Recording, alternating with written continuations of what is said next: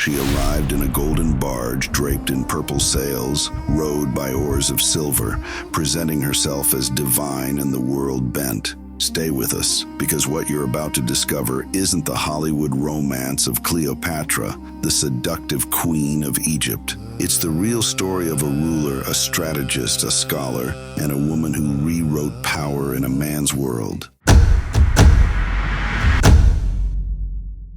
Cleopatra VII was born in 69 BCE into the Greco-Macedonian dynasty of the Ptolemies. Though she ruled Egypt, she was not ethnically Egyptian. She was the first of her line to learn the native Egyptian language, a bold move that signaled she meant to rule all Egypt, not just its Greek elite. Her family line was infamous for sibling marriages, power struggles, and poisonings. By the time she ascended the throne at about 18, she had already seen betrayal, exile, and the brutal politics of her own house. From the start, Cleopatra knew the stakes weren't just survival, but dominance. The image of Cleopatra as a femme fatale has dominated popular culture, but the real power lay not in her beauty, but in her mind. Ancient texts say she spoke up to 9 languages and had advanced knowledge of mathematics, philosophy, and astronomy. When her Roman rivals focused on her looks, she quietly built alliances, co-opted the Egyptian priesthood, presented herself as the living goddess Isis, and mobilized an economy to support warships,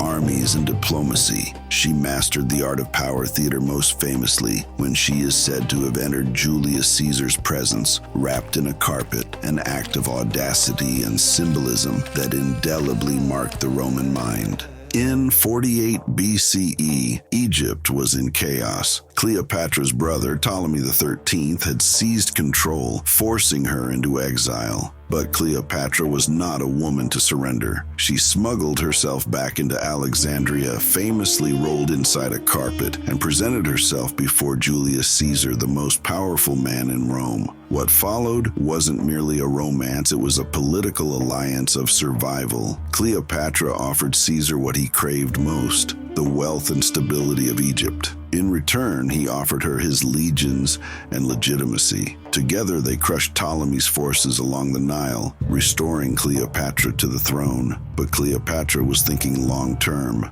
When she bore Caesar's son, Ptolemy XV, known as Caesarion, she envisioned a new dynasty uniting East and West. When Caesar was assassinated in 44 BCE, Cleopatra moved quickly, declaring Caesarion co-ruler, a decision that Rome viewed as an act of defiance. To them, she was no longer just a queen, she was a threat, wielding influence that reached beyond Egypt's borders. For Cleopatra, every move was a calculated gamble, power in exchange for survival. When Mark Antony arrived in the East, Cleopatra recognized a partner. Their union, both political and romantic, spawned children, wealth, and ambition. She became the center of his strategy for the Roman world's eastern half. But when Rome rallied under Octavian, Cleopatra and Antony faced exile, defeat, and betrayal. At Battle of Actium, 31 BCE, Cleopatra commanded a fleet. The spectacle was grand, but the outcome devastating.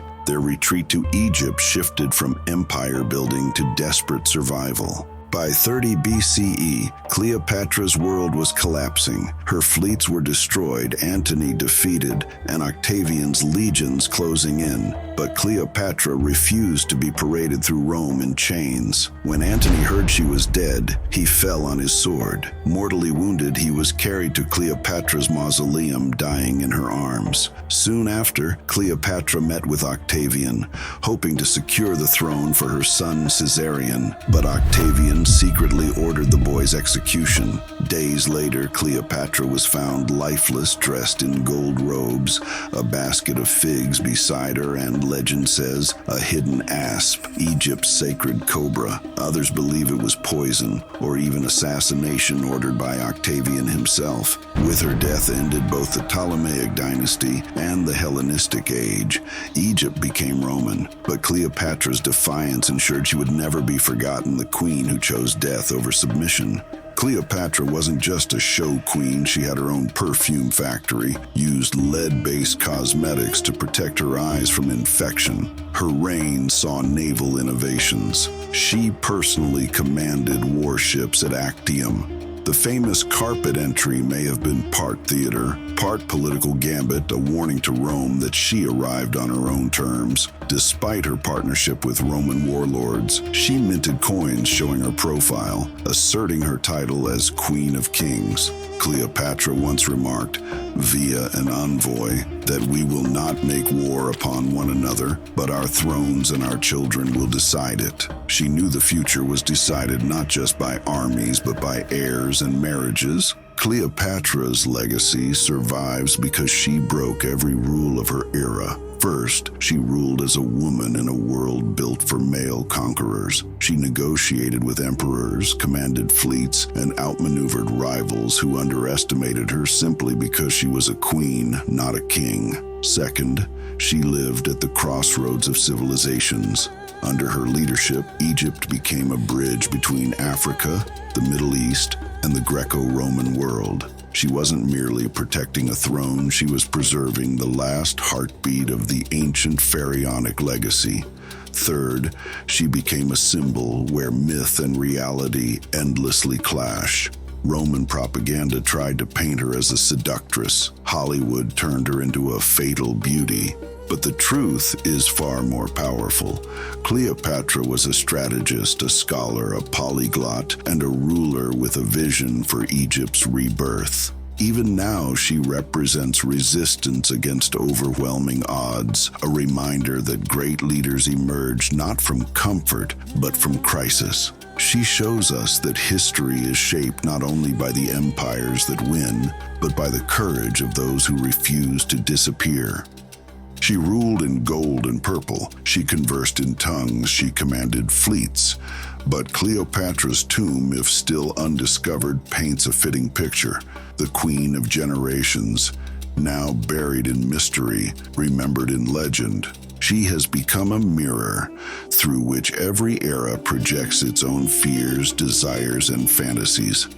Her life reminds us that power is never simple, and neither is the legacy it leaves behind.